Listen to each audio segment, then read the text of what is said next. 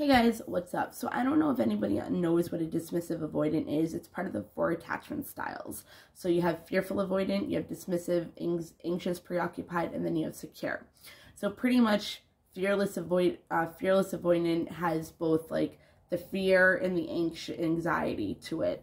And they can be dismissive when it comes to the push and pull of being scared of the relationship but wanting the relationship at the same time. Anxious preoccupied is very clingy. You're scared that the person's going to leave you. Dismissive speaks for itself. You're very dismissive about mainly the relationship. It's not that you don't want it, but it's just you're very dismissive. Mainly because of past hurts where you've disconnected from the whole relationship kind of love thing. You expect different things from different people, from different relationships. Depending on how it just is the dynamic. Secure is like when you're healthy. You have a healthy relationships. You can go from a fearful avoidant or an anxious preoccupied or a dismissive and work on yourself, and you can become secure. Like I'm a fearless avoidant. I have both sides. I also have BPD and I also am bipolar. And I'm a Gemini, so it's awesome. But I have done so much inner work and I've learned so much about these things that I know now where my triggers come from, where my push and pulls come from, where this, that, and the other thing comes from. And from knowing the symptoms, I'm able to heal in order to not do those things. So when you know the symptoms of something that you have or you're diagnosed with from a doctor that doesn't even freaking know you, we're not going to go there.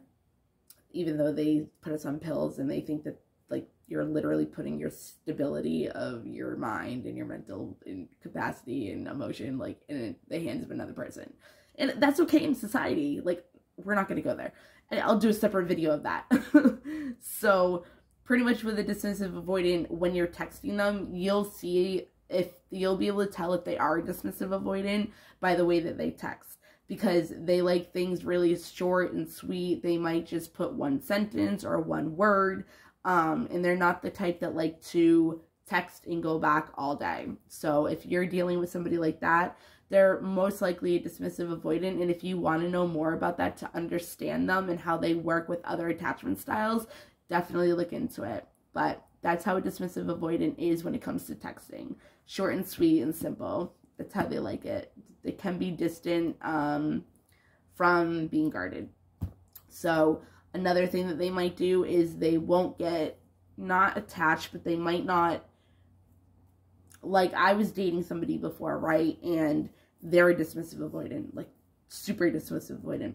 And, you know, Dawson, my son, was having like some recital, like singing thing.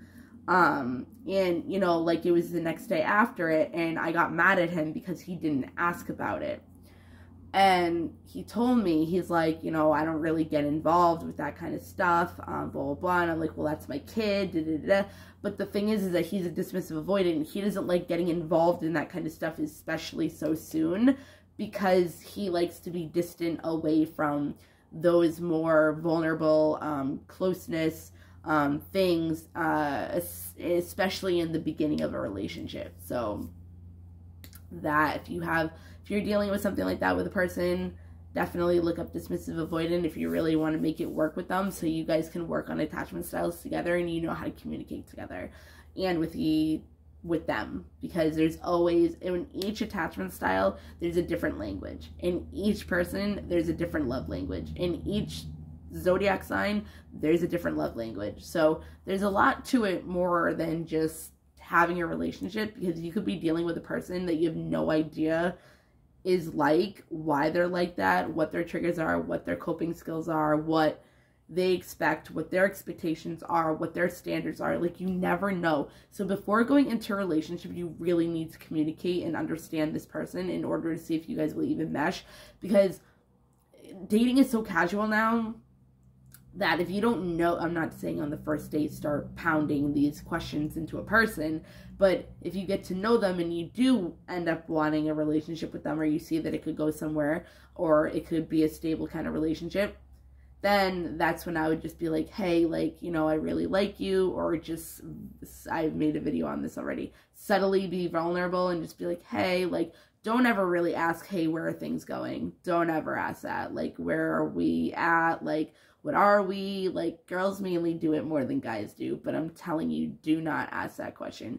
Subtly go into it wondering. Just be like, so, what are your values? What do you expect out of a relationship? Da, da, da. Like, stuff like that.